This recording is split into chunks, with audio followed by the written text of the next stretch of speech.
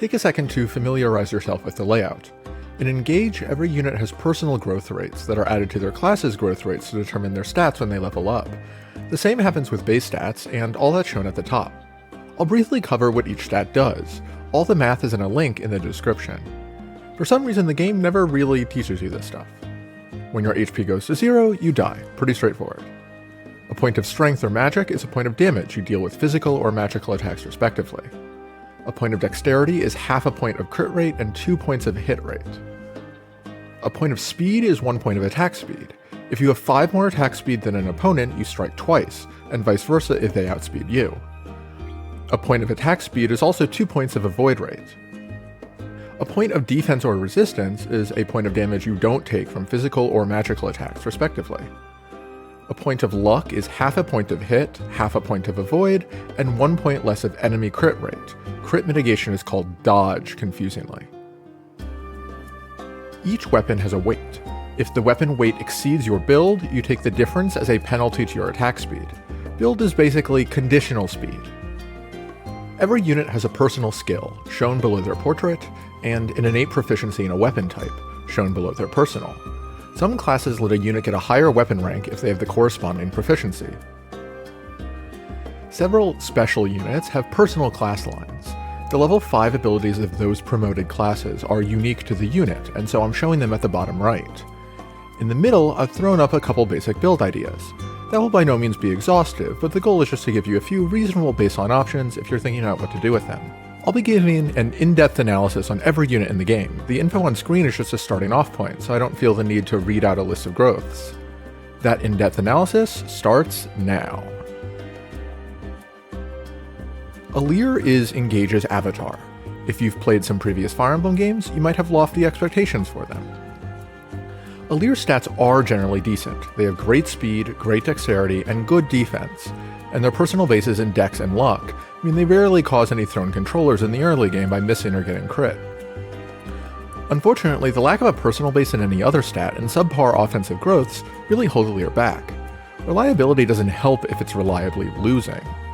The big problem is that Alear's personal class, Dragonchild, has the awful combination of 4 movement and no physical 1-2 range.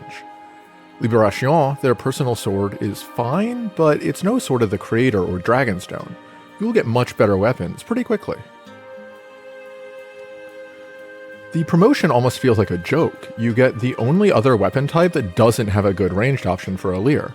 What's more, your protagonist, a divine dragon, still has to walk everywhere. You can get Alear out of Dragonchild quickly enough into something generically good like Wyvern, but Alear is a big step down from the best fighters in that kind of role. Mediocre physical combat is not very useful in maddening, and do we really want our avatar to just be Lapis with different hair? We can do better, but we'll have to look beyond the stats. Alear excels in many subtle ways that a spreadsheet misses. For one, they have the best personal skill in the game, Divinely Inspiring. It synergizes well with another protagonist perk, supporting every character. Any unit fighting next to Alear after the Quick C support gets 3 true damage, 1 protection, 10 hit, 5 avoid, and bonuses to crit and dodge as supports increase. I'll note that true damage is applied after damage is floored at 0. No matter how low your stats, as long as you fight next to Alear, you'll do at least 3 damage a hit. It's a big deal, and irreplaceable, especially in the early game. It's shocking how many times you will find that a unit needs Alear's moral support for that extra oomph late in the game.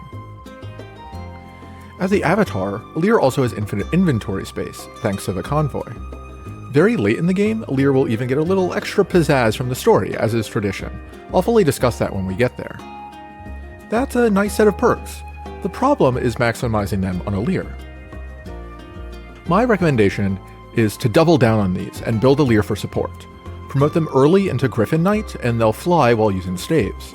Convoy access is great with staves. On casual runs, you don't need to plan out every single staff use, and even with more planning, sometimes you just don't have enough slots for what you want. Griffin Knight's level 5 skill, Clear the Way, allows units to move through neighboring squares without terrain movement penalties. It synergizes nicely with Alear's many other adjacency bonuses, and is one of the few ways to help units move around in this game. Alear's great with Lucina. Their bonded shields are boosted by Divinely Inspiring and supports, and those supports will also make Alear very hard to hit with dual support. A support skill like Draconic Hex, Favorite Food, or Geosphere rounds out the build. Your first skill should almost certainly be Canter. Canter's great on everyone, but for a unit like Alear who relies on positioning so much, it's one of the biggest power spikes in the game. Staying in Divine Dragon does have some perks I omitted. Every class has a type, also called a battle style. Going forward, I'll refer to them as styles because type is a bit generic. These are Engage's way of disincentivizing flyer spam. Each kind of infantry has some kind of mechanical advantage over mounted units. Alear's Dragon style takes the cake. Its special effect is powerful synergies with emblems. Some of these are good enough to make keeping Alear in their personal class reasonable, which really says something. The Divine Spirit class skill makes spamming good emblem synergies easier, allowing you to recharge the engage meter more quickly. Modern Fire Emblem games have gotten into something of a formula with a self-insert, something that has caused some consternation from classic Fire Emblem fans. You'd be forgiven for getting the impression no one in Awakening, Fates, or Three Houses makes breakfast without asking the protagonist about it. In combat, Robin's broken, and Corrin and Byleth aren't that far behind. It's easy to look at Alear, sporting the most main character haircut in gaming, who the character is literally called Divine One, and think that they've just cut out the formality of pretending your avatar isn't running the show, that Alear is the most naked, self-insert power fantasy in the series. Alear subverts these expectations in interesting ways. The divine dragon who slept for 1,000 years in a magic sky sanctuary is actually the most down-to-earth person in Elyos, playing the straight manner woman that others bounce off of. Where their personality comes through in newly voiced cutscenes and supports, we see someone who's empathetic and emotionally intelligent, not a world-beating warrior. That may seem tangential, but Engage's gameplay reflects it. Don't think of Alear as Robin, but rather as Crom cheerleading from the back, not as Corrin, but as Felicia or Jacob giving support. Even as a dragon, the emblems with the best dragon effects aren't the ones that help units do primary combat. Alear is a team player through and through. In Engage, that's actually one of the most valuable things you can be. Vander is the latest take on the Jagan archetype. He has the internal level of someone who promoted at level 16. That's a 1500 experience lead over Alear. He will gain essentially no experience from combat for a while due to that level lead, but even after that, his poor growths mean he'll fall off. He's here to babysit our other units. He tends not to double in one-round enemies, but he's bulky and strong, so he can safely set up kills. Some previous Jagans forgot to fall off. They just dominate the whole game from start to finish. Vander remembers. If you look at his personal base, which I have here, it makes it clear how awful Vander's stats are when factoring in his extra experience and promotion. Many units at level parity will win in every single stat except perhaps HP, where he is actually decent. If you lost a bet and have to use Vander long term, that HP stat means I suppose he's not the worst Veronica user in the game. But there's nothing he can do other units can't do strictly better after a while. By the time other units get to level 16, they'll also have a lot more SP than Vander does, and so they'll be significantly more flexible than him as well. Don't be afraid to use him early though. Fire Emblem games, especially on the hardest difficulty, tend to have V-shaped difficulty curves. When our team is small and weak, wasting 1500 experience by benching Vander is counterproductive. We can't train our units if we're hopelessly outmatched. 6 movement also means, until we promote another mounted unit, there will be plenty of things that only he can do. When our team is larger and stronger, we won't miss Vander as much, and we'll have to start thinking about preparing for the late game difficulty spike. That's when benching him makes sense. I will note that his personal skill is my least favorite in the game. When Camilla joins in Conquest as a pre-promote with absurd stats, she has Alear's personal, and so she's great at helping other units train. Instead, Vander boosts crit, which is actively bad early on. We don't want Vander gaining 1 XP by killing something, and if Alear crits a foe, she may expose herself to an unexpected new attacker. By the time crit rates go high enough that boosting them would be nice, Vander will already be several rows back on the bench. Clanne is your first mage in Engage. He's fast and accurate, which makes him easy and fun to use early game. His personal ability makes Alear and him even more accurate. It feels great to see 100 hit, and Clanne's our best way to accomplish that for now. Funnily enough, he has the growth of the physical unit, not a mage. Clanne's magic damage output is pretty underwhelming as the game progresses. He can reliably set up kills without being countered, but getting to the point where he's one-rounding foes takes a lot of work. That's not to say he can't use magic well. In Engage, magic combat is much better than physical combat, due to the abundance of physical tanks relative to magical tanks, and the evergreen power of unrestricted 1-2 range. He's going to struggle to hit the raw magic necessary for one-rounding bulky units, but against a lot of enemies, the speed threshold is the bigger problem, and he's great at hitting those. He doesn't need to compete with Citrinne or Ivy for Lyn, and he can take one of several emblems to boost magic instead. If you shower him with resources, some combination of a Spirit Dust or two, a few SP books, Star Sphere, and Chrome's DLC bracelet, you can definitely get him to the point where he's one of your best units. All in all, he ends up better than you'd think for someone with a 10% magic growth. Clanne is also totally viable as a physical unit. There are two ways to do this, the good way and the fun way. The good way is to just second seal him once he promotes and get him into a physical class. If you don't like leveling up with bad class growth in Mage, the fun way is to go all in on maximizing stats. You avoid training him until you get a second seal after Chapter 8, reclass him into a physical-based class like Axe Fighter, and then rush 10 levels with Micaiah. If you actually do the math, the difference is less than 2 points of strength and negligible elsewhere. The opportunity cost is tremendous. You're really in a pickle playing through the early game without Clanne, and then after Chapter 8 you have to move Heaven and Earth to rush as many levels as possible with Micaiah to get him up to speed. With the DLC it's not so bad. He's a reasonable candidate for using Tiki and Star Sphere, which will actually make delaying his levels pay off, and you have more time. Either way, it's something I'd recommend only if you like training projects or you want to mix up the early game. I said in part 0 that I think you can basically follow a single blueprint all the way through Chapter 8. If you don't want Clanne to get experience, you have to throw that blueprint out the window, which can be fun. Regardless of how he gets into a physical class, his damage is middling, but it's not any worse than Magic Clanne would have it. When you're using a forged bow or killer weapon, you don't need a ton of strength. His high dex works for critical hits as well as accuracy. For classes, you can't go wrong with Wyvern, but I think Warrior makes the most sense. He's a good bow user because of his accuracy, and he'll have high crit rates. He's not going to be a tank, so having great 1-2 range or a mount isn't as important. It's tough that there aren't a lot of great emblem options for boosting physical damage though. He's a natural fit for Erica later, becoming similar to Alcryst, but most emblems that give strength are enemy phase oriented. Sometimes people get a little out over their skis about offbeat Clanne builds.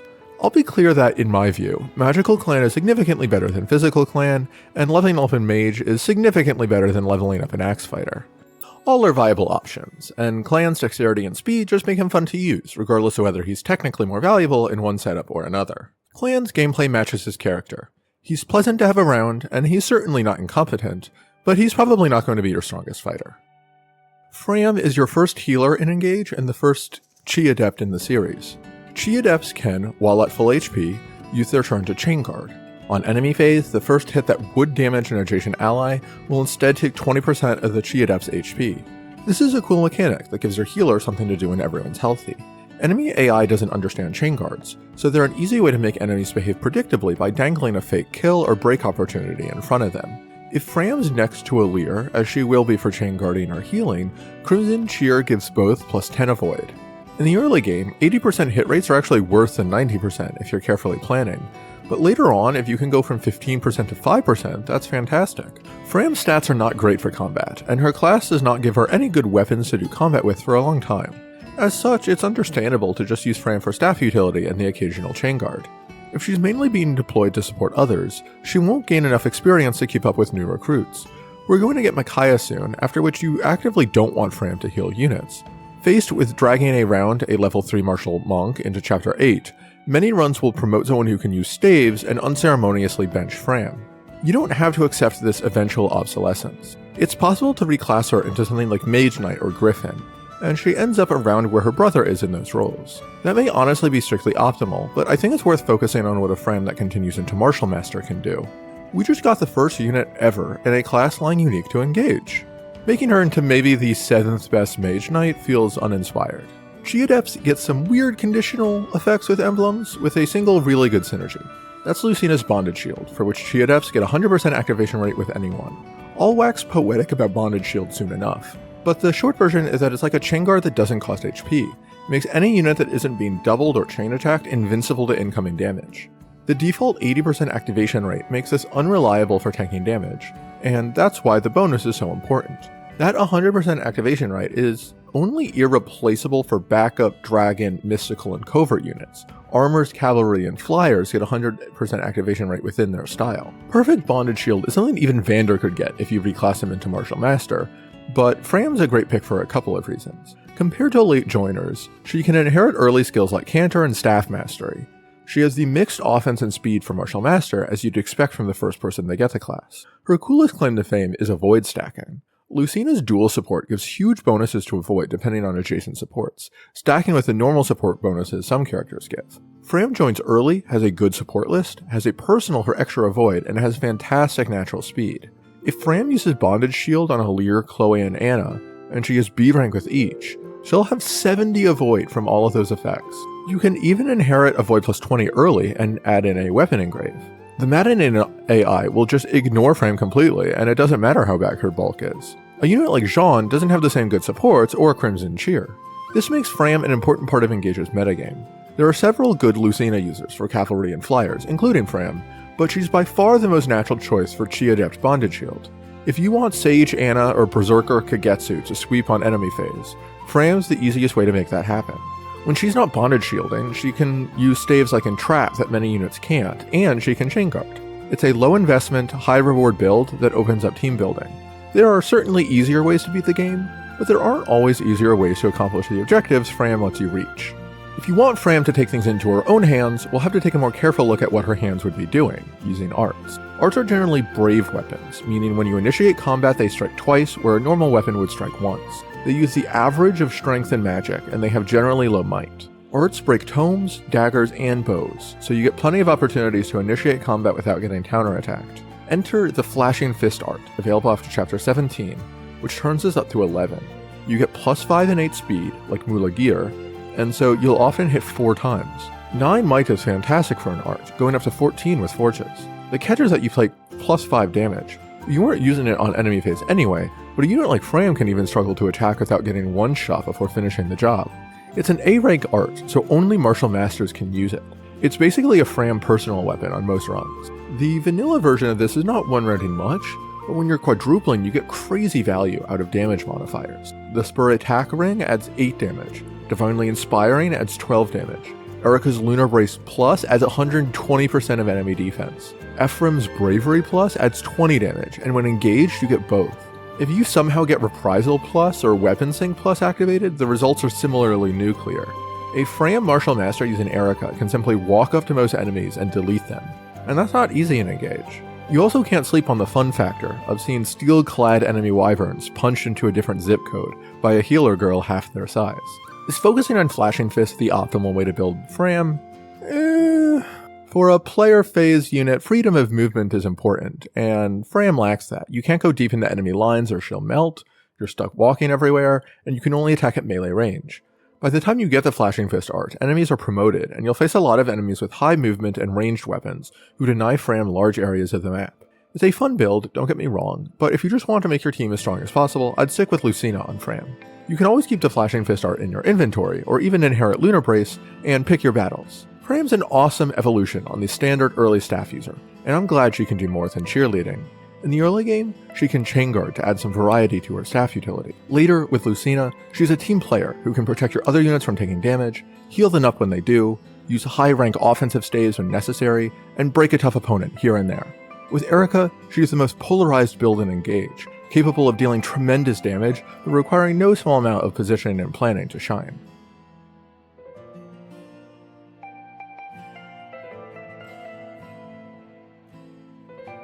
Alfred is your early Cavalier, and as a prince, your first Royal. Royals get a personal class, and those personal class lines are the only source of proc skills, random activations, in the game. Alfred's is akin to Pavis from previous games, and is fine but unremarkable. You have to be taking a lot of hits for planning around an activation to be reliable. Out of all the personal classes, Alfred's is one of the tamest. Reclassing him to something like Paladin, Wyvern, or Wolf Knight can make sense in a way that it doesn't for most Royals. Alfred has good growths across the board, save for magic and resistance. If you feed him experience, he'll be a solid combat unit, and can contribute throughout the game in almost any physical class.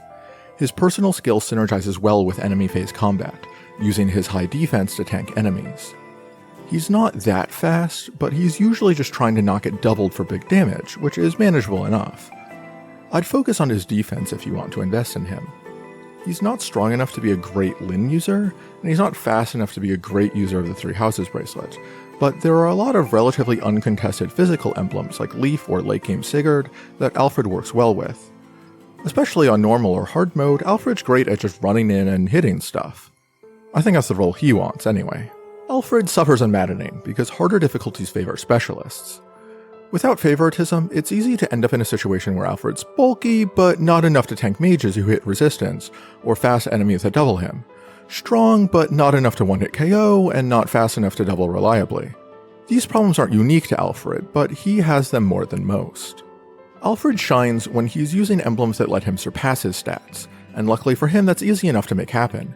He's the most natural Sigurd user next chapter, which gives him momentum for continuing to use Sigurd going forward. He works well with Marth now if you want to try getting him above the level curve. He's bulky enough to use Lucina and funnel enemies into your other units. He can get Canter, favorite food, and weapon proficiencies early, which gives him an edge for support roles over units that join later. It's hard to say this makes him great. It's like saying I'm a good doubles player so long as Serena Williams is my partner. But it does make him easy to use in an auxiliary role. Alfred's a unit who benefits from circumstance. Even if you aren't planning to use him for the whole game, I would generally recommend training him up early, because there's usually nothing better to do with that experience. At that point, you already have a trained Alfred with bond ranks, so it's easy to almost accidentally keep rolling with him throughout the game. He's hard to make a star on Madadain, but emblems do need the wielders, and Alfred won't let you down. Etie took notes from my Alfred analysis. Instead of being a jack of all trades, she has clear weaknesses and a clear strength. Strength! Etie is one of the strongest units in Engage. If she had Alfred's class, there would be several places she could do a lot of work over the next few maps. Instead, she's an archer. The game clearly wants her to be the gal on flyer killing duty. Flyers tend to be evasive, and bows have triple might against them. With a strong bow forge, we'd rather have an archer who doubles or has great hit rates, rather than one that kills by slightly more.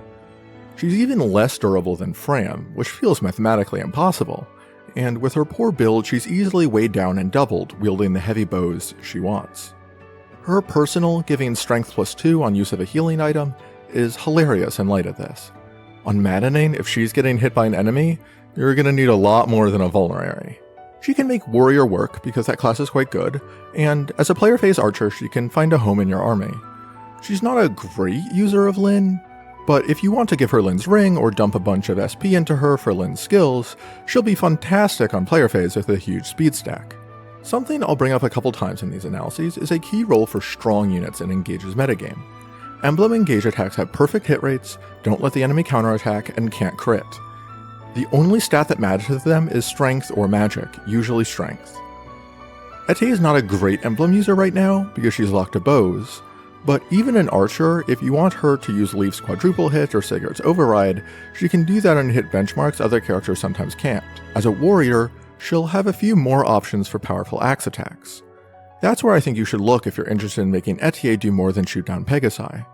She's best when you're planning around specific offensive benchmarks, getting some flashy override kill Alfred just missed. We're quite happy to get Etie, and she has plenty to do in the next few maps, but with her bulk and speed, it's hard for her to achieve greatness.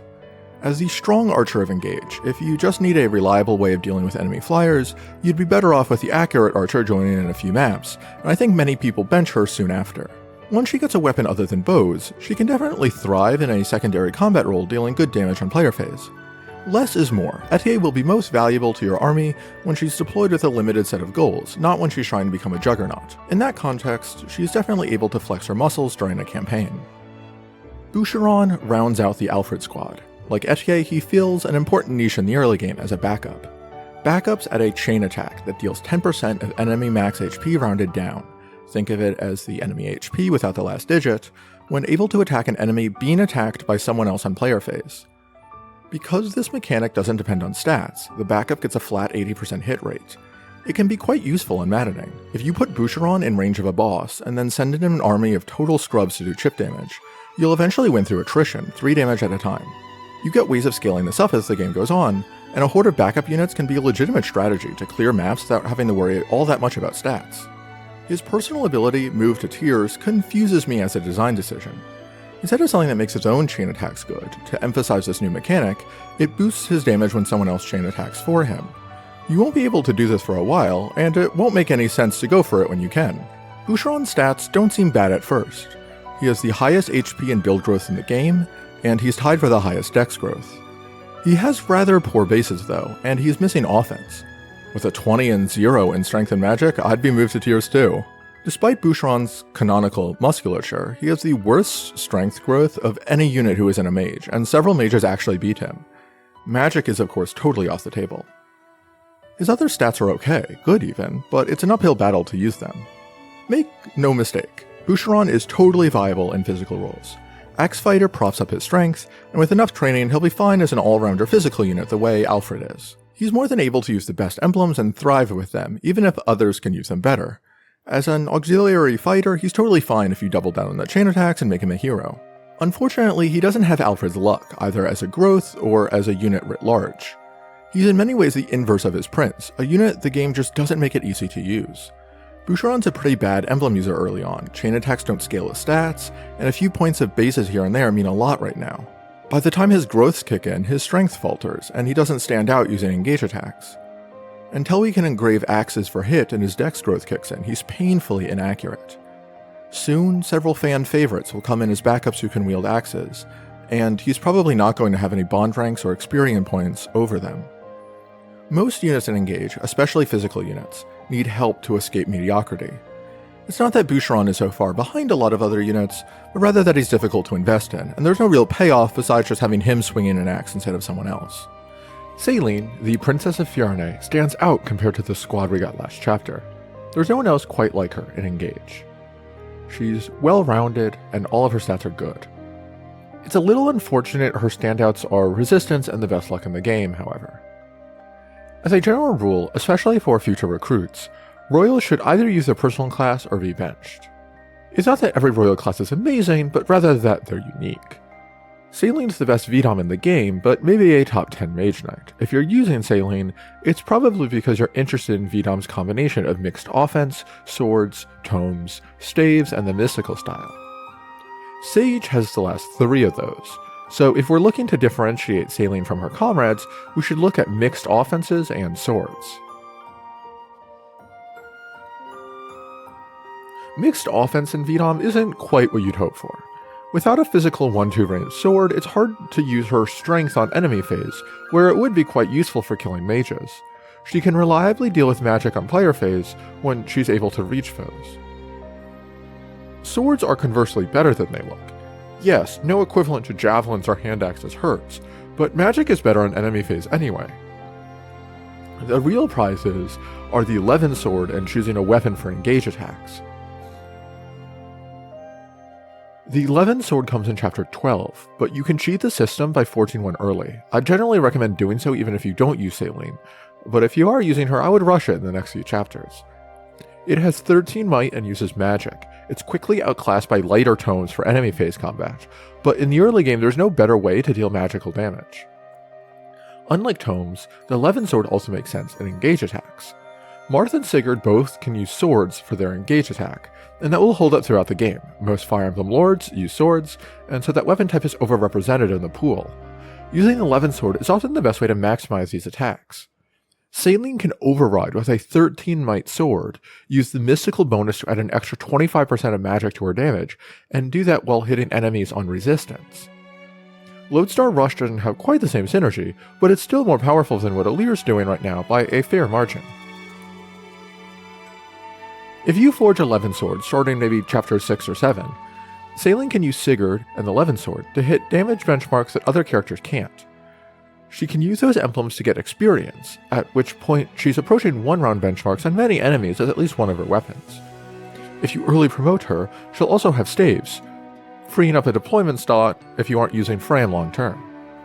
Few early units can make the game easier the way Céline does with that investment. Her personal ability adds to that utility package, making healing items better to offset the staff use you'd be missing when she's attacking. In the mid-game, it becomes much tougher to thrive on the basis of well-rounded stats, and forged Elfires start being the weapon of choice for units with tomes. Like her brother, she can end up just falling short. Not enough speed and build to double with the Levin sword, not enough magic to one-round with tomes, and not enough defense to be a tank. If you aren't using many early game units and an early Master Seal isn't that precious, I'd argue Céline still contributed a lot even if you bench her at some point. She can be a great unit as soon as Chapter 6 and put in a ton of work in those difficult maps, so even if she's falling off by Chapter 15, she can pass 11 Sword off to other users with her head held high. You can certainly just keep stacking stats and make Céline a great enemy phase unit after that, but it gets significantly more difficult than it would be for other mages. Instead, I'd get Céline back to greatness the same way she got there originally, emblem synergies. After Chapter 14, we'll get Byleth, who fits with Céline perfectly. Mystical units give magic +4 with Instruct or Dancing, which isn't the best bonus, but is certainly fantastic. Divine Pulse uses luck to boost staff hit rates, which makes Céline a fantastic offensive staff user. Turns out luck wasn't so bad after all. Byleth's item for mystical units is Thyrsus, which adds +2 range to tomes. That's perfect for a secondary combat unit. Counterattacking longbows or 3-range L-Surge are both nice, but you don't need them every turn. As an early game unit, Céline can inherit the best support skills early, so she's better at doing this than someone like Pandreo. Céline can free him up to be great at primary combat. To be clear, Céline doesn't have to be with Byleth, and Byleth doesn't have to be with Céline. Many teams want other bonuses or flying dances with Byleth, and Céline can work well with other secondary emblems like Corrin and Sigurd. Either way, I think it's fair to say that Céline usually has to take a step back from the front lines as the game goes on, but that she can thrive in that less demanding role. In the early game, Céline's an excellent Swiss Army knife with an early 11 sword and Master Seal. In the mid and late game, she's a great user of emblems that help her fill a role without being a superstar. In her supports, we see that Céline's T-fixation and gentle demeanor belie her fierce protectiveness. I think being a step behind the front lines, but ready to strike at a moment's notice or support her allies, fits her perfectly. Louis is the first armored unit we get. Armored units can't be broken by enemies, so only having lances isn't so bad. Louis will tank physical hits with ease. His personal ability conditionally adds extra damage negation. He's also one of the stronger units in the game. Unfortunately, he'll get doubled and destroyed by enemy mages, which limits his ability to be truly great. Especially on Maddening, late game physical enemies are also strong enough to scare him. Enemy chain attacks also cramp his style. If you don't kill enemies as they attack so they can't chain after, many late game formations are set up to deal a death by 1,000 cuts. On Maddening, units won't attack if they see 0 expected damage. That means a fully armor-clad Louis won't be able to solo everything efficiently, but it does give him utility for map control. Engage uses reinforcements to add time pressure, usually not side objectives or hard turn limits. There are many places Louis can hold off enemy hordes and give your other units some breathing space to accomplish the main objective. By the time enemy stats start to spiral out of control and face tanking becomes a lot of effort, he can transition to Great Knight, Halberdier, or another class that can use his high strength. He'll have the same secondary emblem user role that Etie does because of that high strength. Sigurd is a popular combination, but he's good with Leaf, Hector, or Tiki as well. None of those are particularly high demand emblems. Louis is easy to fit on a team. Louis' place in the metagame varies more with your playstyle than most units. He's only a truly great primary combat unit on hard mode, because his dire speed and physical offense make one-rounding benchmarks near impossible. He can still be great at combat early on, like Céline without the upfront investment, and like her, he can become a great secondary combat unit later. There are several runs of Engage. Louis is the MVP, carrying the early game and whacking bosses late game. I don't use Louis much. If I'm being honest, I don't like his character, and I enjoy playing the early game faster than Louis prefers. Louis isn't as special as some players think. They see a unit who can carry combat with an emblem early, and then do a boss HP bar in a single round using engage attacks later on, which is undeniably a great package, but they don't see how other characters can achieve the same goals with the same resources at a faster pace. Conversely, much of what I'll achieve with other characters could also be done by Louis, and he's more than worth his deployment slot from now through endgame if you're inclined to use him. If you've played previous Fire Emblem games, early Flyer sounds a lot more promising than early Armored Knight or early Archer. Chloé will not let you down. She's very fast and generally well-rounded, but her strength is shaky. Unlike some of her forebears, she has great HP and respectable bulk, so you don't need to carefully tiptoe around enemies. Chloé's a workhorse who can dart around the map and deal with all sorts of problems. Chloé's great in basically every class. She is excellently distributed and generally high growth. Her class promotions of Griffin and Wyvern are both excellent, as usual. She can do the Martial Master Erica thing better than Framme due to mixed offenses and incredible speed. On top of that, her huge HP pool helps avoid getting one-shot, and she gets a damage-boosting personal skill that is worth 8 damage if you quadruple. I've seen people recommend her in general. That's how you know she can do anything. She's even the best Mage Knight and Sage we've seen so far, which brings me to her magic growth. I said Clanne was better off as a mage, despite having a 35% strength growth to his 10% magic. Chloé has 35% magic and 25% strength, and so I think to really maximize Chloé, you need to have a magic option as the game goes on. As a sword griffin, she can use a physical sword against mages and a 11 sword against everyone else, while flying and having staff access. That's a recipe for an incredibly versatile unit that can do whatever it needs doing on a given map, and what I would recommend as her best build. You do miss dealing with mages on enemy phase using a javelin, but waiting until after chapter 17 for the Flame Lance, a significantly worse weapon than the 11 sword, is not ideal. I would stick with Sword Griffin. In the early game, Chloé works well with all of the emblems.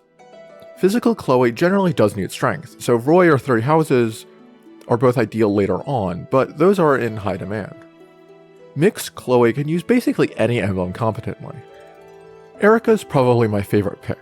Her eclectic bonuses fit well with a generalist powerhouse like Chloé. Chloé is our first truly meta unit. If I were making a tier list right now, she'd be in her own tier at the top compared to the units we've seen so far. What does that mean for you? If you want to make the game easier for yourself, I would recommend funneling your early resources into Alear, because you have to use her, and Chloé, because you get to use her. Do you have to use Chloé to enjoy the game? Of course not. Let's say you don't want to make the game easier for yourself.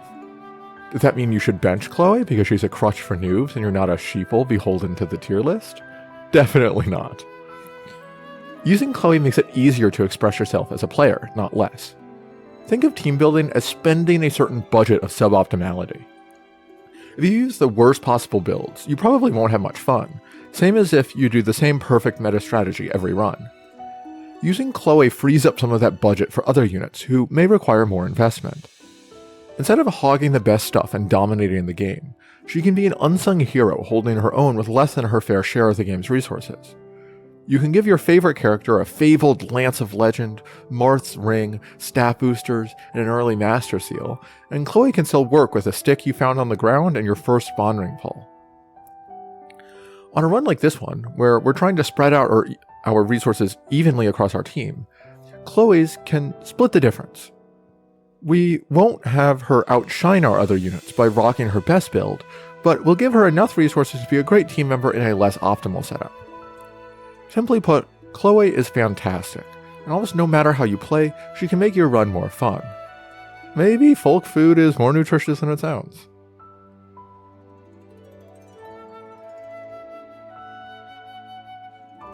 Yunaka is your first thief. She's stolen a lot of hearts in the fanbase, so I'll try and keep things positive. Thieves wield daggers, physical weapons that poison opponents after each round of combat and usually have 1-2 range. In Engage, poison adds true damage to each incoming attack, 1, then 3, then 5 as you stack. Thieves, like archers, are covert style. Unlike archers, thieves actually care about the covert bonus, doubled effects from terrain.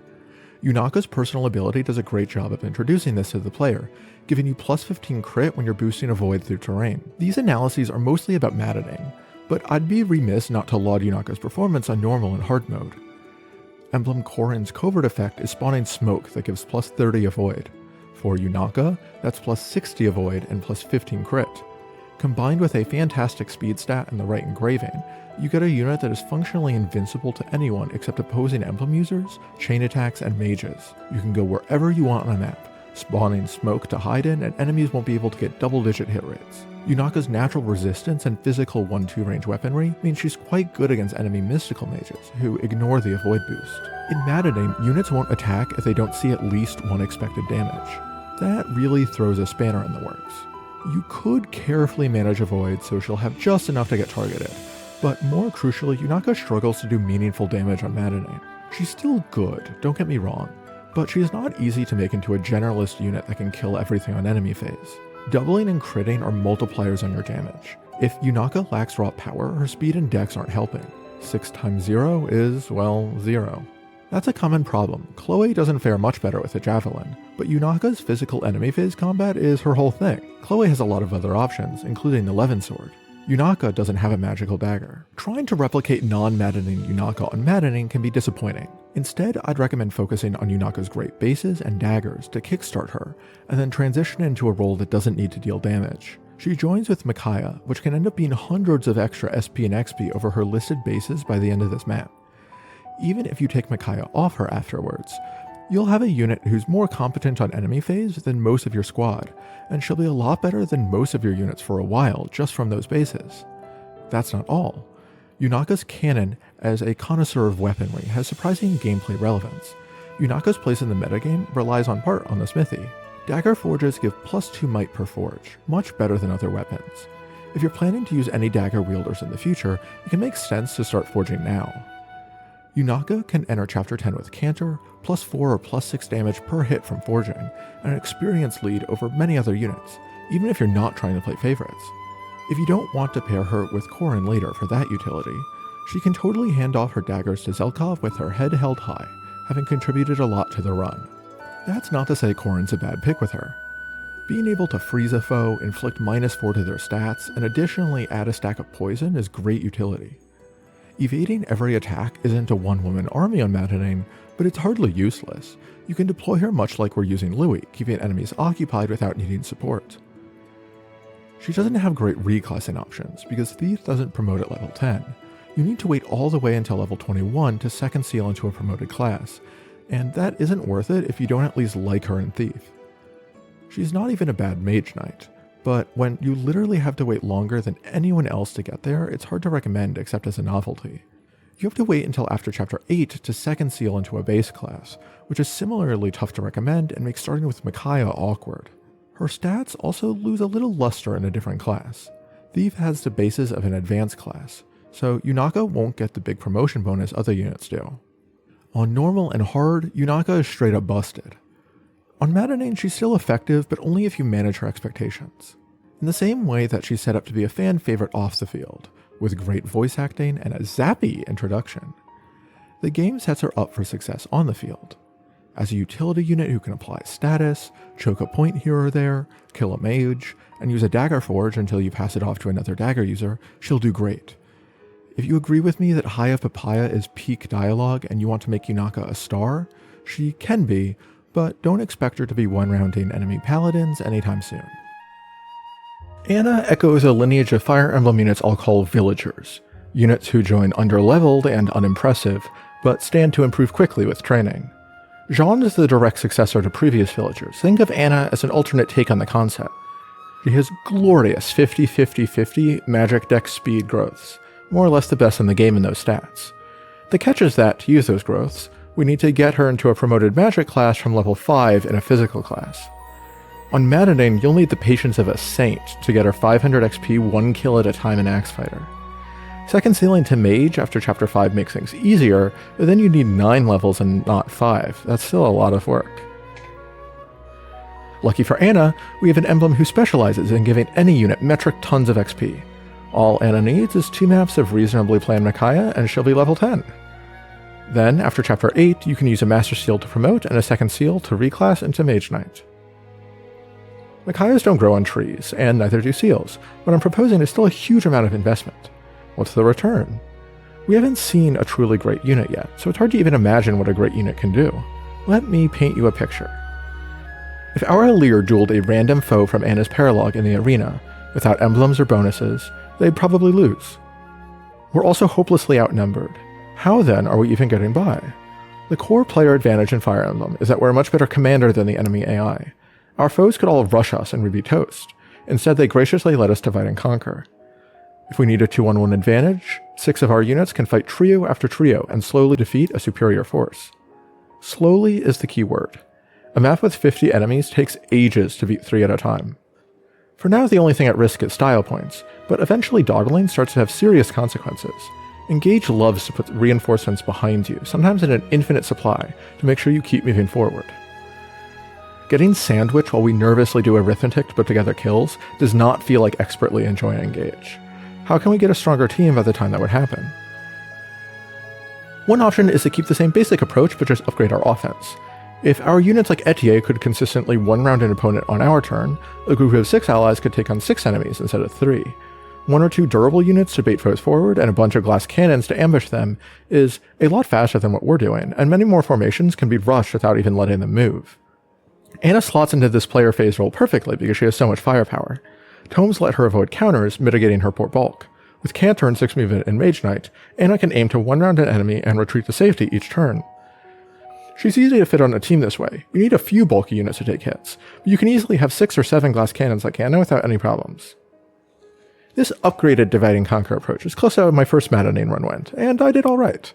That's not to say it's easy. Engage throws a lot of curveballs as the game goes on. Open fields with lots of enemies make it hard to find any islands of safety for frail units.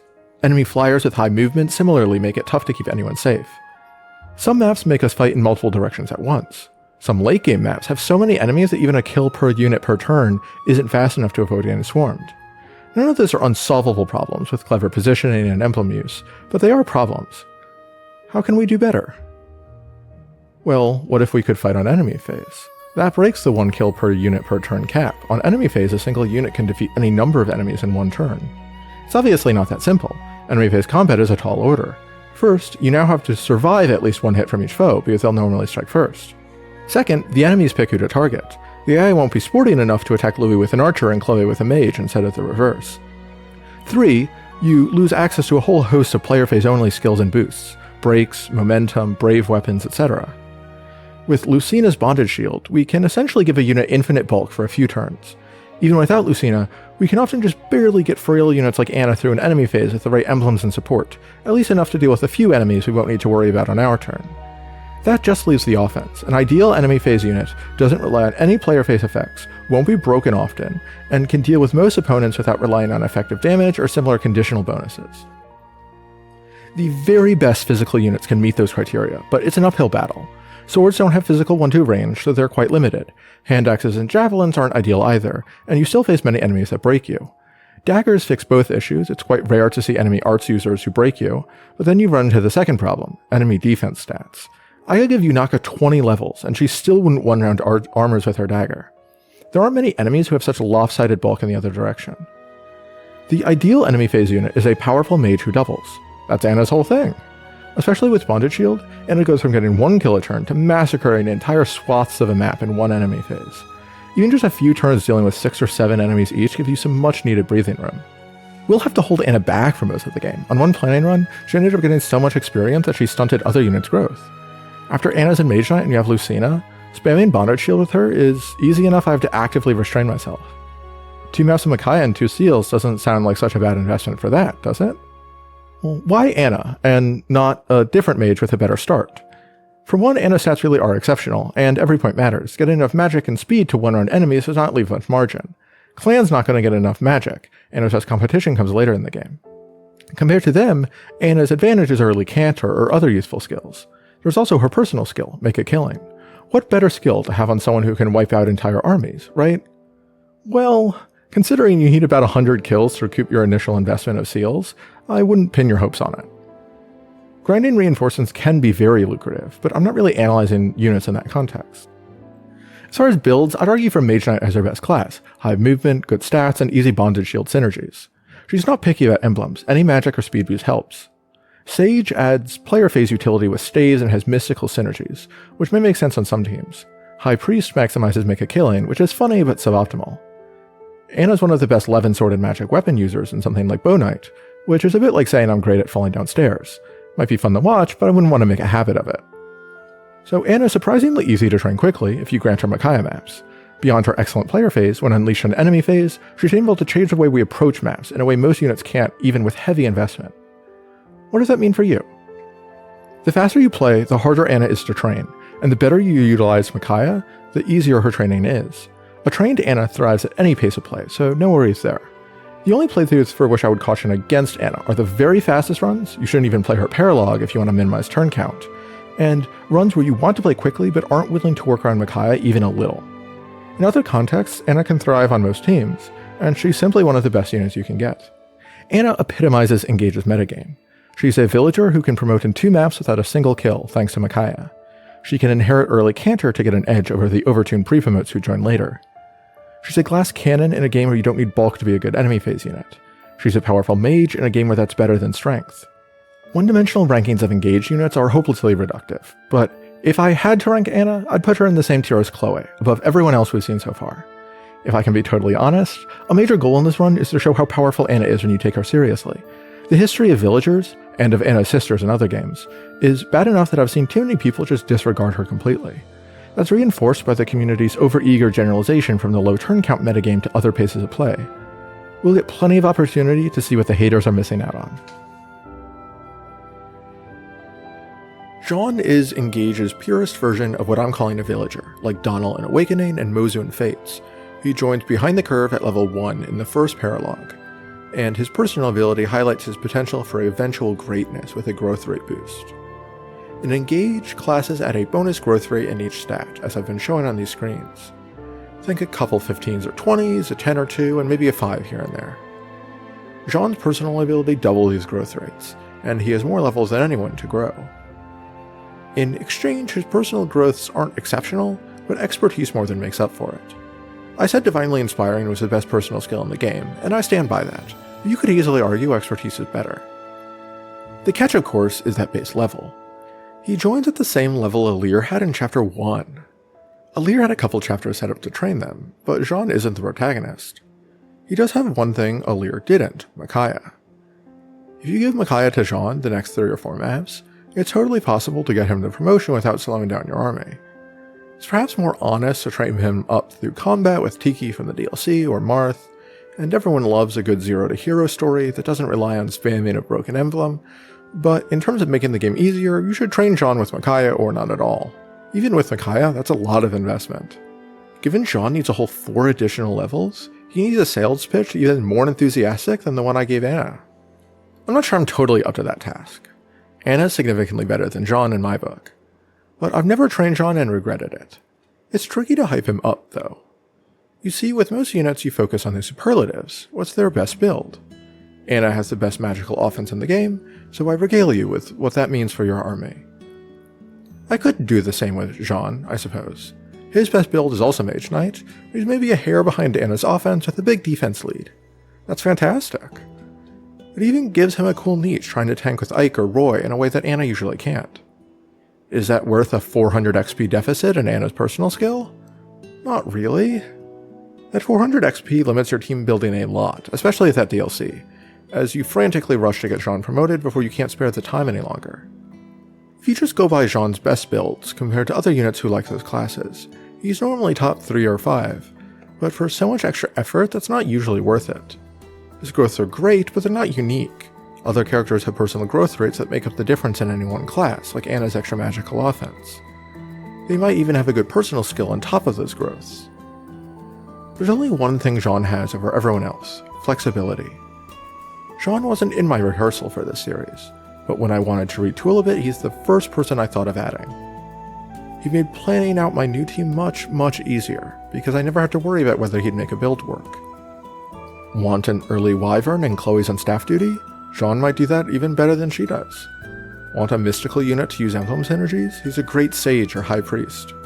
Especially on fixed growth, there's never been a unit that you can customize so much to do something specific late in the game, and there's something freeing about knowing Jean will thrive in whatever role you ask of him. In a game full of goofball characters and counterintuitive units, where the first mage has a 15% higher strength growth than the first axe fighter, and the second axe fighter is arguably the game's best mage, Jean's one of the sanest characters and the easiest unit to get a feel for. He's green right now, but with enough study he'll be competent at anything he puts his mind to. Jean's a great take on the villager concept, and it's hard not to root for the kid. Alcryst is our first Brodian unit. We've gone from a floral theme to gems and crystals. I'm a sucker for Brodia. Maybe it's that my day job involves research on crystals, but I'm just a fan of the units we find here. Alcryst is quite the interesting unit to introduce us to the region. His royal class line is bow-locked, which basically precludes any competent enemy phase combat on most maps. He's not made of glass, and can take a tome or javelin hit better than Etie, but that's not his calling. His personal ability unsubtly reinforces this. Alcryst is supposed to be a tile or two behind the front lines. His dynamic with Lapis is nice story gameplay integration. Lapis can bait units and set them up for Alcryst to attack, and the personals help you out when doing that. Plus, you can ship them. He has exceptional dexterity in his personal class line, so he'll accurately mow down evasive flyers as the game goes on. That's useful utility and something many teams need. You can easily have Alcryst replace Etie and put in work just like she has, even if you don't plan to deploy him once you get another archer. That's not the most exciting niche, though. Anyone with a bow can do that. What can Alcryst do if you have higher hopes for him than just holding a bow? At first, the answer seems to be not much. In terms of stats, he's maybe a tad behind a sniper Alear. That's definitely not the class Alear wants to be in, and Alcryst struggles to do better. He has merely okay strength and speed and poor bulk. With a terrible enemy phase on top of that, it seems Alcryst's self-esteem problem is warranted. How could he stack up against his confident, charismatic brother, who has better stats and 1-2 range? Well, in his supports, it takes a while for Alcryst to appreciate his own worth. He's not worse, just different. That's a hint to you that Alcryst isn't trying to be a typical good Fire Emblem unit like his big bro. What can we do instead? Roll the dice and win big, baby! Alcryst's royal class skill, Luna, has a dex % chance to ignore half of enemy defense. With sky-high dex, Alcryst has the highest proc rates of any such skill. He also has exceptional crit rates throughout the game, especially once you get engraves and weapons to support a crit build. 3 damage can become 13 damage with Luna and 39 damage with a crit. There aren't many enemies Alcryst can't kill, just lots of enemies he doesn't. Because he's attacking from 2 range, you normally aren't relying on him to kill enemies to avoid taking counterattacks. Give him a killer bow or brave bow and see what happens. 90% of Alcryst users stop right before they one-round a boss. Unfortunately, I can't say investing in Alcryst is a good way to sail through maddening, any more than investing in DraftKings parlays is a good way to retire early. It can be fun, don't get me wrong, but I'd try to build Alcryst so he doesn't always need luck to bail him out. One popular option is giving him Lyn, an emblem we'll get in a few maps. She uses bows, which makes sense with Alcryst, and with her speed he'll easily double. The real selling point is her engage attack, Astra Storm. It has 5 independent chances to activate Luna, and with Alcryst it has 20 range. This works really well, but once you try other units with Lyn, you realize that it's Lyn carrying Alcryst and not Alcryst carrying Lyn. Alcryst is actually fairly mediocre by her standards. You can't put her fantastic speed to use on enemy phase. To me, the best selling point of Alcryst is how well he works without those top-shelf resources, so I'd lead into that. Alcryst has reasonable speed, and he's able to shoot for doubling with a brave bow. It helps a lot that he doesn't need to worry about doubling flyers, 1 hit's more than good enough there. Then Alcryst can do a different take on the Martial Master Erythia build I talked about with Framme, with Lunar Brace adding flat damage to each attack, his own personal, and maybe something special like Divinely Inspiring or Weapon Sync. You can get guaranteed kills against a fair few enemies from a big damage stack. When he can't get a guaranteed kill, you get 4 independent chances to crit or Luna, which often ends up being close to reliable anyway. You can take Erythia's ring if no one else wants her, and while engaged he'll get extra flat damage, but he doesn't need the emblem if he inherits a Lunar Brace. Few emblemless units can manage better. The game does let you reclass Alcryst. I wouldn't normally recommend doing so though. That's not because Tireur d'Elite is some amazing class. Warrior has better stats and axes. Rather, it's that Alcryst is competent but unexceptional in other classes. In his own class, he's competent and exceptional.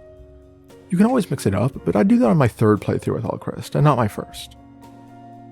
Alcryst feels like the best unit in the game when he's doing backflips. That's the crit animation you have to look forward to, and one-rounding foes left and right. He's not, as much as that pains me to say. Trying to actually make him the best unit on your team tends to make your life difficult. He uses the game's premier resources poorly. Conversely, he's great at doing more with less. He'll always have flyers to terrorize, and with just a little love, he'll be able to deal with many other units too. And hey, every so often, fortune favors him. The tier list flies out the window. Alcryst, the middling wallflower, does 111 damage in a single hit to some poor paladin he wasn't even supposed to one-round. Doesn't that sound like fun?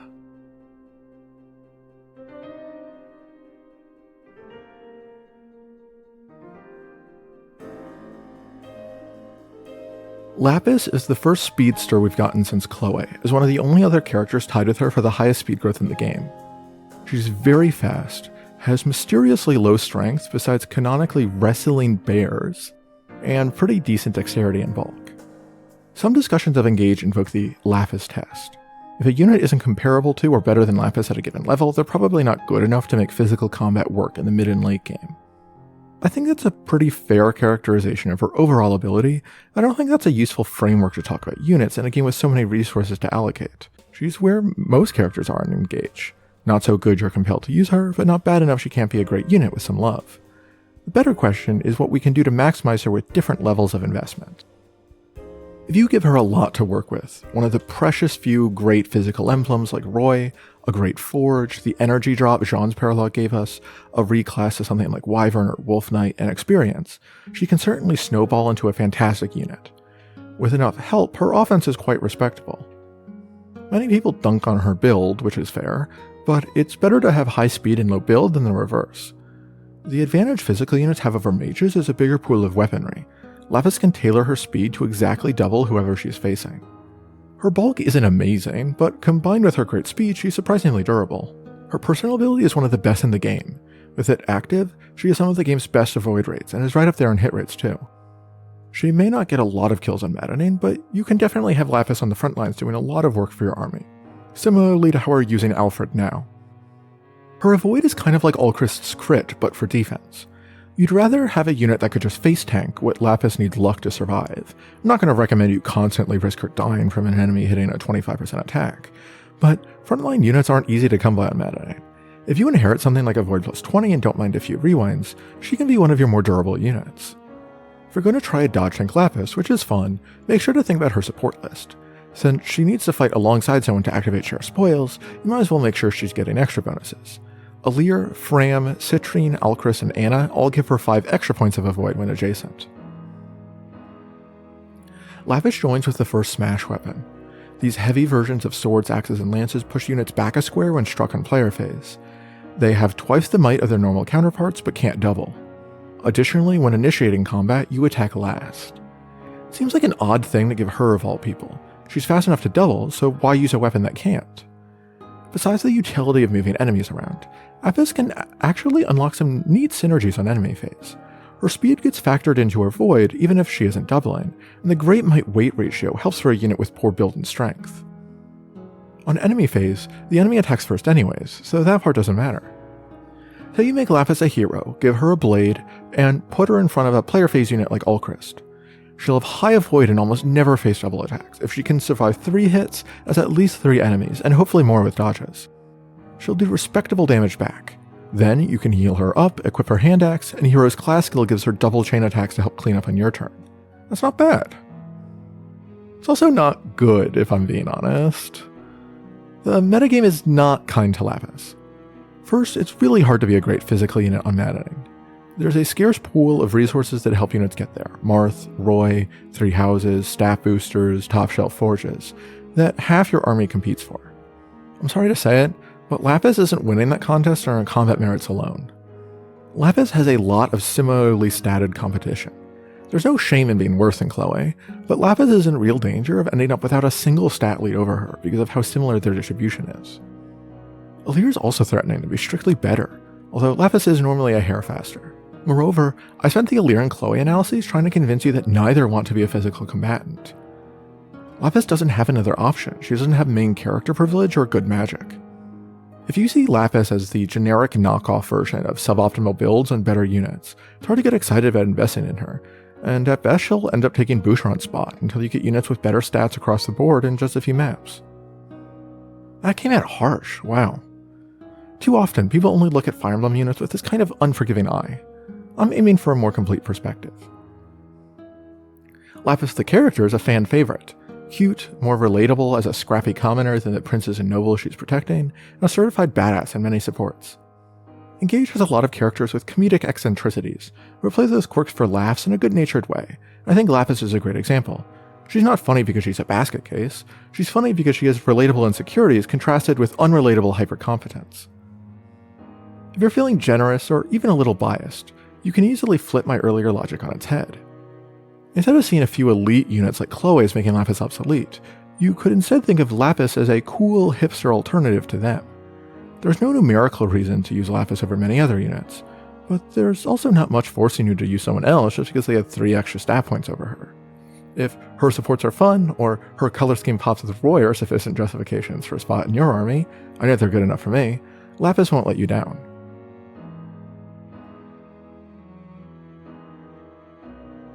Citrinne is the Brodian mage, and like many future recruits, she mirrors her predecessor Clanne's stat spread to differentiate them. Clanne had everything he needed except magic. Citrinne has unparalleled raw power, great res to tank on the magical side, and terrible everything else. She'll dive and axe so much as gets in her general vicinity, she's slow as molasses, and she's frustratingly inaccurate. She comes out of the box able to do chip damage like Clanne did. With a frontline unit to bait enemies, she can attack foes without being countered and set up kills for someone else. That's fine for now, but we're aiming for more from our units and doing a half an HP bar per turn. If you build her like Alcryst, that's all you can hope for. She's less bulky, doesn't have Luna, and can't one-shot flyers. In Engage, however, frail mages can aspire to greatness. A good start is to get her doubling something. She's slow, but you only need her to have a good target on each turn. She doesn't need to double everything. Alternatively, if you don't have the resources to spare and don't mind a little rigging, you can give her the Olwen S bond ring, which makes Thunder always double. That thaws off as Thunder becomes obsolete, but without an emblem you have few better builds. Either way, Citrinne does a lot of damage with one hit, and with 2 she's normally able to reach kill thresholds.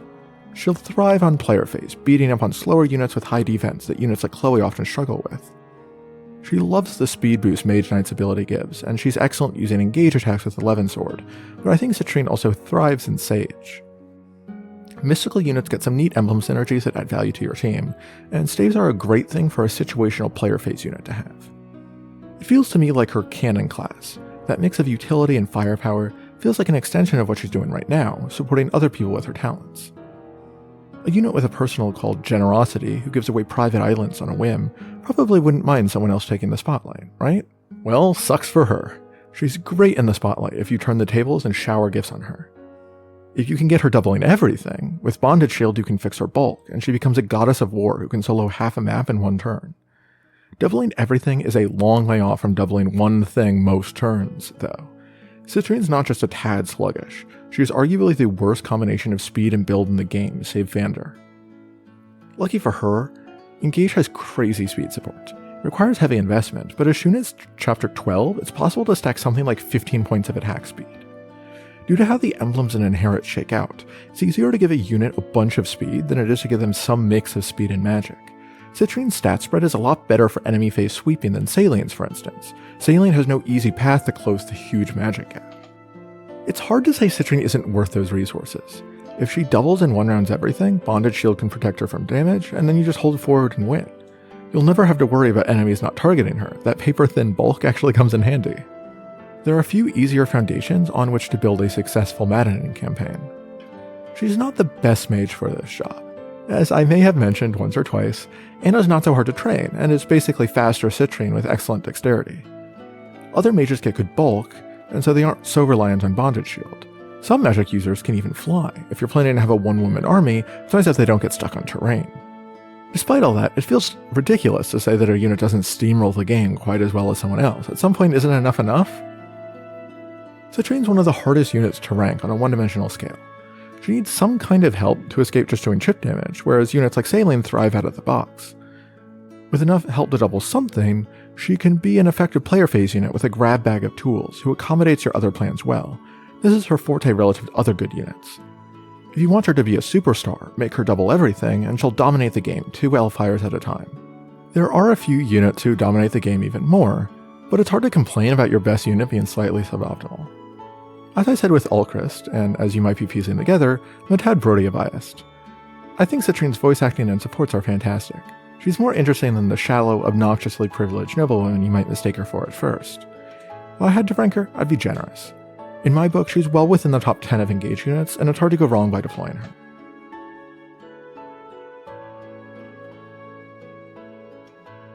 Diamant, Crown Prince Charming of Brodia, certainly commands your attention.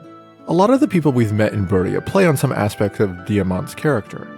He feels like the center of his future domain in a way that Alfred doesn't in Fiorne. Does all that style translate to the battlefield? His growths are fairly well-rounded, leaning towards bulk. His HP and defense are excellent, and his good strength and build round that out. He thrives on the front lines. He's bundled with Roy, who accentuates those strengths. Being locked to swords is eventually unworkable in enemy phase, but once he promotes, he'll have hand axes and tomahawks as he wishes. Axes are a great fit for his high build. He does suffer a bit from the problems his fellow royals Alfred and Céline have on maddening. As enemy stats take off, being alright at everything can sometimes turn into not being good enough at anything to perform well. Without an investment, he'll usually end up around where Lapis is, a frontline unit that can take a few hits and do chip damage. His stat spread is a little better for that, but it's not anything to get excited about. Like his brother, if you're just interested in a unit for generic physical classes like Warrior, you can do better. With investment, things get more interesting. Diamant has by far the best proc skill in most Fire Emblem games, Soul, giving him a dex % chance to heal 50% of dealt damage.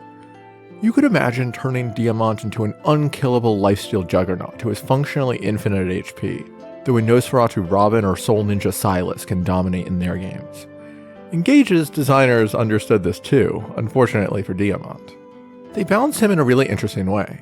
With the vast majority of builds, stat caps don't matter. Maybe you lose out on a point or two of something near the end of the game, but that's barely noticeable. You'll notice with Diamant, trust me.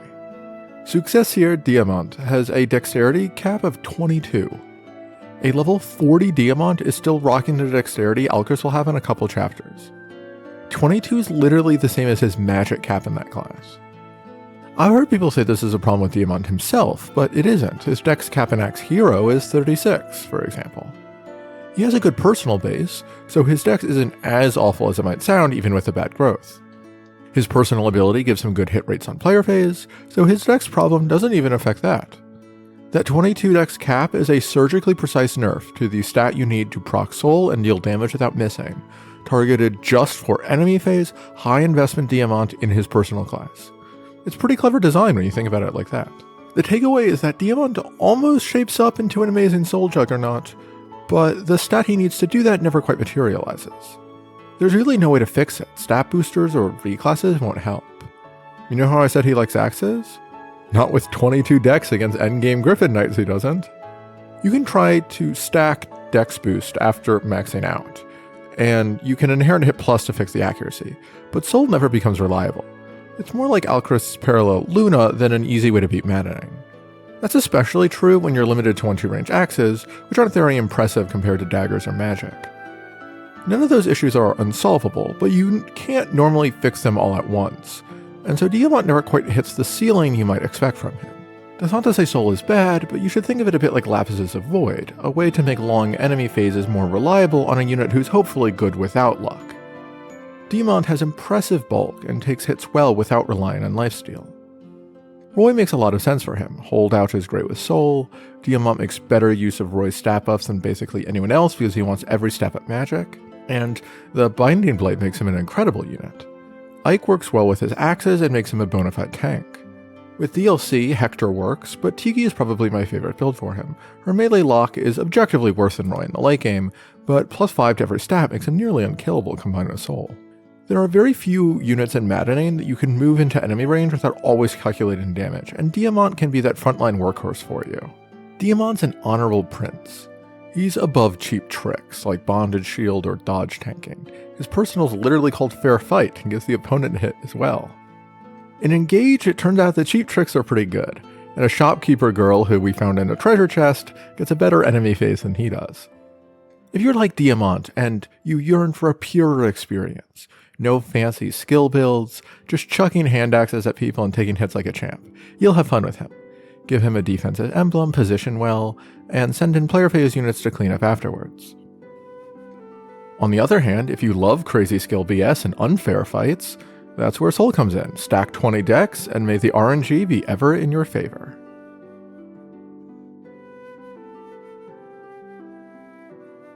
I'm Amber's biggest fan. It takes rare strength to be earnest and authentic without letting ego or insecurities take the wheel, and many quote-unquote strong characters don't have the fortitude it takes to admit a mistake or display unreserved kindness without worrying about looking weak.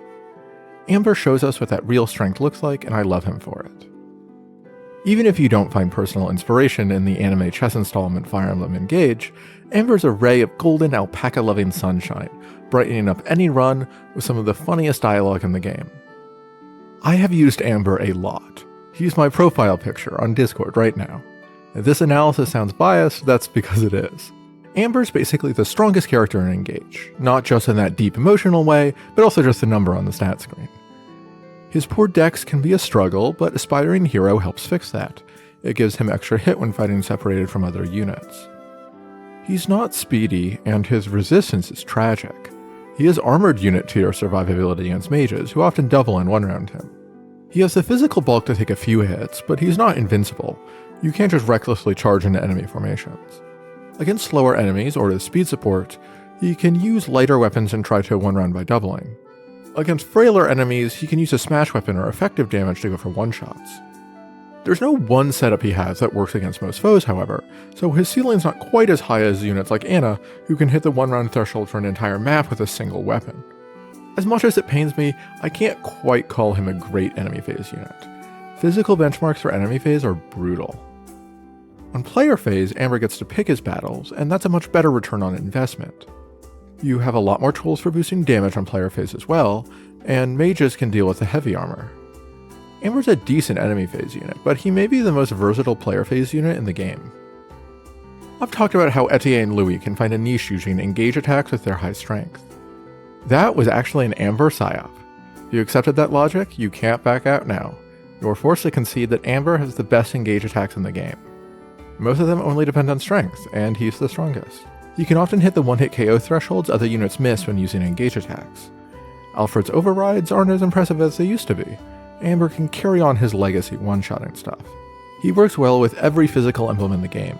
That makes him easy to slot in, like a utility baseball player that can switch positions to help out teammates. His high build gives him tons of options, and it means he can use heavy weapons so your other units don't have to be weighed down.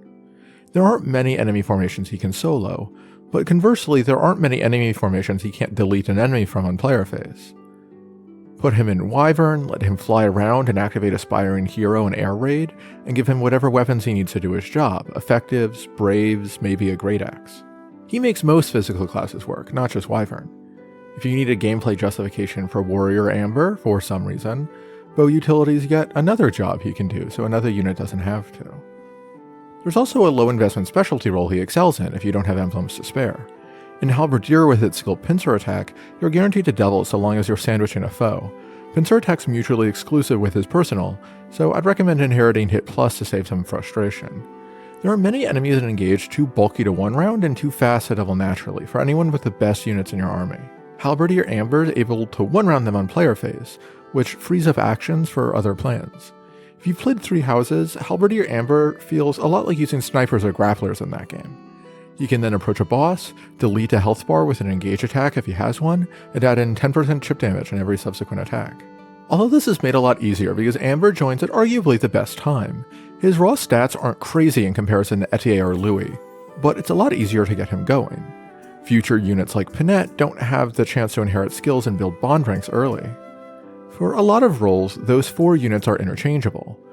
While I can't honestly say Amber's on Pinette's level as a unit, he's not that far off, and he's pretty far ahead of Louis and Etie in my book. That book may have a drawing of Amber surrounded with hearts as the cover, but I think the conclusion still holds. In many of Amber's supports, he chases legends, storied artifacts that will make him a hero. He never finds some Excalibur that will mark him as such, just embarrassing misadventures. He takes his lumps like a champ, though, and always comes out better for the experience. He eventually sees that legends are made and not found. He's already well on his way to heroism, with or without a weapon sporting an unpronounceable name. In gameplay, giving Amber the best emblems in every stat booster doesn't give you quite the same returns as the best units. I'd know, trust me. Amber is a trooper. He can do jobs your other units can't without the top shelf resources. He's not the hero, really who is, but he is a hero.